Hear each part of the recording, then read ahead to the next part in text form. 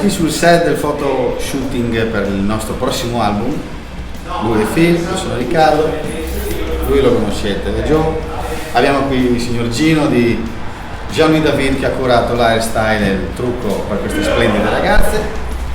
Lui è Daniele Borghello, ciao a tutti, per Emotion Lab, che ha curato tutte le immagini.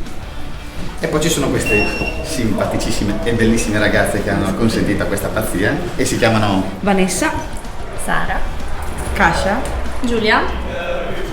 Vi salutiamo e a presto. Ciao. Ciao.